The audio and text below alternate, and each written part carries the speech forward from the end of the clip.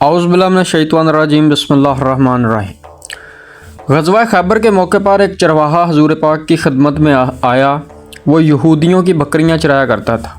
इस चरवाहे ने जब देखा कि खैबर से बाहर मुसलमानों का लश्कर पड़ाव डाले हुए है, इसके दिल में ख्याल आया मैं जाकर इनसे मुलाकात करूं और देखूं कि ये मुसलमान करते क्या हैं और कहते क्या हैं। चनाचे बकरियां चराता हुआ मुसलमानों के लश्कर में पहुंचा और इनसे पूछा कि तुम्हारे सरदार कहाँ हैं। सहाबा कराम ने बताया कि हमारे सरदार हजूर सल्लल्लाहु अलैहि वसल्लम इस खैमे के अंदर हैं। पहले तो इस चरवाहे को इनकी बातों पर यकीन नहीं आया। इसने सोचा कि इतने बड़े सरदार एक मामूली से खैमे के अंदर कैसे बैठ सकते हैं। इसके जहन में यह था कि जब आप इतने बड़े बादशाह हैं तो बहुत ही शान शौकत और ठाट बाट के साथ रहते होंगे, लेकिन वहाँ तो खजूर के पत्तों की चटाई से बना हुआ खैमा था। खैर वो इस खैमे के अंदर आपसे मुलाकात के लिए दाखिल हुआ और आपसे मुलाकात की और पूछा कि आप क्या पैगाम लेकर आए और किस बात की दावत देते हैं। हजूर अक़दस सल्लल्लाहु अलैहि वसल्लम इसके सामने इस्लाम और ईमान की दावत रखी और इस्लाम का पैगाम दिया। इसने पूछा कि अगर मैं इस्लाम की दावत कबूल कर लूँ तो मेरा क्या अंजाम होगा और क्या रुतबा होगा।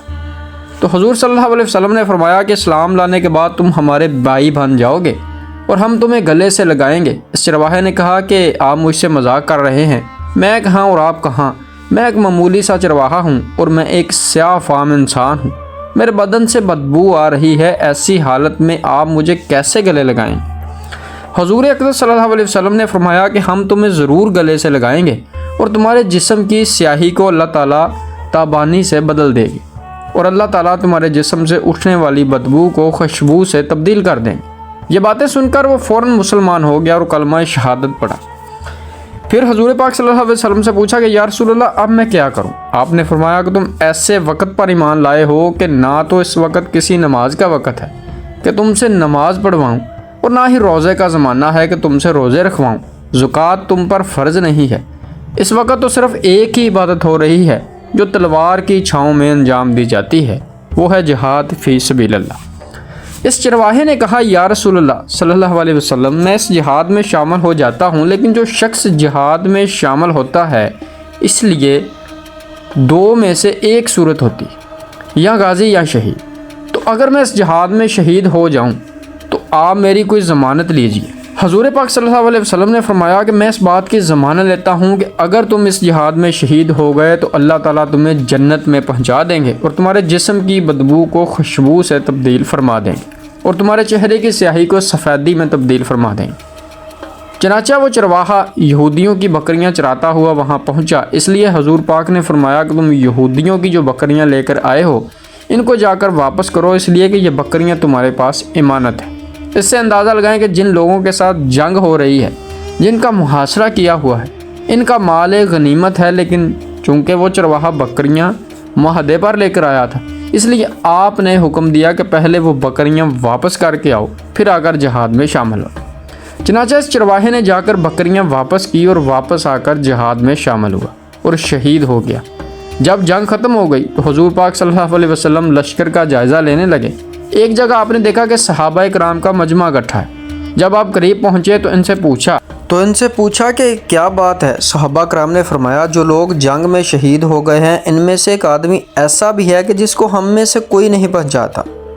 आपने फरमाया कि मुझे दिखाओ। जब आपने देखा तो फरमाया कि तुम इस शख्स को नहीं पहचानते, मगर मैं इस शख्स को पहचानता हूँ। ये वो चरवाहा है और ये वो अजीबो गरीब बंदा है जिसने अल्लाह की राह में एक भी सजदा नहीं किया, और मैं इस बात की गवाही देता हूँ कि अल्लाह ताला ने सीधा इसको जन्नतुल फरदौस में पहुँचा दिया है और मेरी आंखें देख रही हैं कि मलाइका इसको गुस्ल दे रहे हैं और इसकी स्याही सफ़ेदी में तब्दील हो गई है और इसकी बदबू खुशबू से तब्दील हो गई। दोस्तों अंदाज़ा कीजिए, देखिए, अगर कुछ अरसा पहले इस चरवाहे को मौत आ जाती तो सीधा जहन्नम में चला जाता, और अब इस हालत में मौत आई कि ईमान ला चुका है और सरवरे दो आलम सल्लल्लाहु अलैहि वसल्लम का ग़ुलाम बन चुका है। तो अब अल्लाह ताला ने इतना बड़ा इनकलाब पैदा फरमा दिया, इसीलिए फरमाया कि एतबार ख़ात्मे का है। इसलिए बड़े बड़े लोग लरसते रहे और ये दुआ करते रहे कि या अल्लाह हसन ख़ात्मा अता फरमाइए, ईमान पर ख़ात्मा अता फरमाइए। किस बात पर इंसान नाज करे, फ़ख्र करे और उतराए, اس لیے کہ کیا معلوم کہ کل کیا ہونے والا ہے، اس لیے فرمایا کہ کسی کو بھی حقیر مت جان۔ انبیاء علیہ السلام کا شیوا یہ رہا ہے کہ کبھی گالی کا جواب بھی گالی سے نہیں دیتے، حالانکہ شریعت نے اس کی اجازت دی ہے کہ جتنا ظلم تم پر کیا جائے تم بھی اتنا بدلہ لے سکتے ہو، لیکن انبیاء علیہ السلام نے کبھی گالی کا بدلہ گالی سے نہیں دیا۔ قوم کی طرف سے نبی کو کہا جا رہا ہے کہ تم بیوقوف ہو، حماقت میں مبتلا ہو، اور ہمارا خیال یہ ہے کہ تم جھوٹے ہو۔ نعوذ باللہ، ہم جیسا کوئی ہوتا تو جواب میں کہتا کہ تم احمق اور تمہارا باپ احمق، لیکن نبی کا جواب یہ تھا کہ اے میری قوم، میں بیوقوف نہیں ہوں بلکہ میں پروردگار کی طرف سے رسول بنا کر بھیجا گیا ہوں۔ اللہ تعالی ہمیں سمجھ عطا فرمائے، آمین یا رب العالمین۔